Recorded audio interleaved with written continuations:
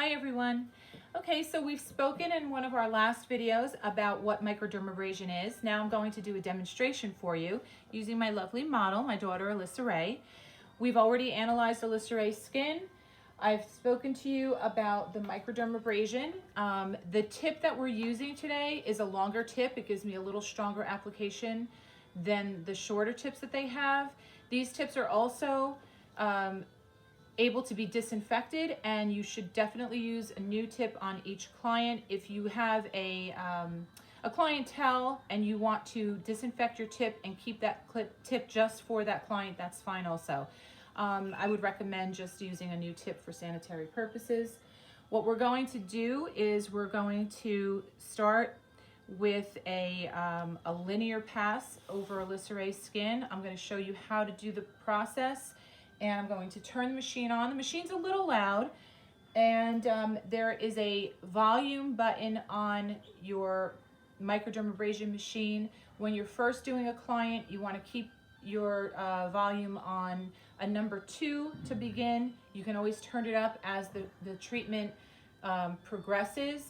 It does not hurt. It feels like kind of like a little fine sandpaper running over the skin.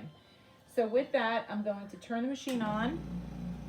I always put my finger over just to make sure my crystals are coming out, and I see that they are. I'm going to apply a pad over Alyssa Ray's eyes, so you let her know there's going to be a pad on her eye. And this is just to ensure that I don't get any crystals anywhere that they're not supposed to be. So what you're going to do is you're going to stretch the skin. You're going to place your nozzle straight down on the skin and not press. You're letting the skin be sucked up by the vacuum sensation and keeping a stretching of the skin. Alyssa Ray's young and her skin is nice and firm, so I don't have to worry about pulling on her skin too much. So I did one pass. I'm going to stretch the eye area. This is great for, I like to call them butterfly kisses, the little lines that some people get as they mature. How's that feel, Alyssa Ray? Great. It feels great. So as in a facial, we do not want to speak with our client while we're doing a facial treatment. And also when we're doing a microdermabrasion treatment, you don't want to do too much talking either, because you don't want them eating these crystals. When you work around the nose area, I'm really getting into the corners of her nose. And I'm making sure that I'm going over any areas that might be highly congested. And the same thing with the chin area. A lot of people get congestion and breakouts, clogged pores in the chin area, so I'm going over that as well.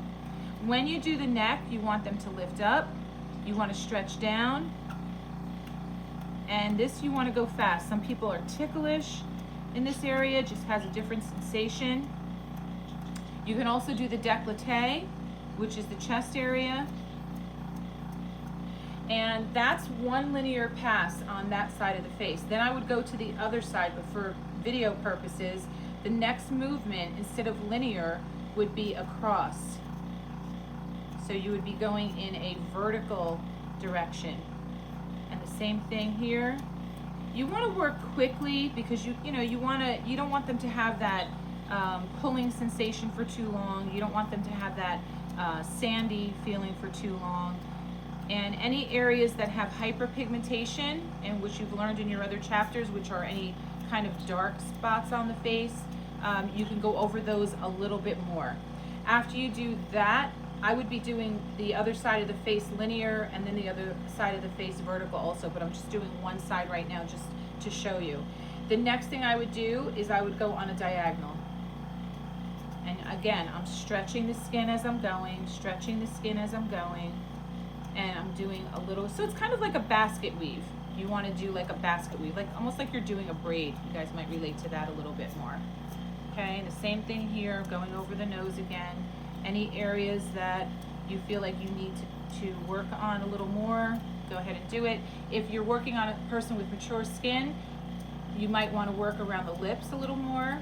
And these labial folds, they're called, you want to work on that area, because if you can get that area to be a little more full, that's awesome. Again, the neck, we're just going to stretch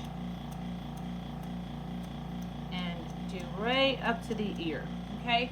So like I said, we would be doing linear on the whole face, vertical on the whole face, then a basket weave on the whole face.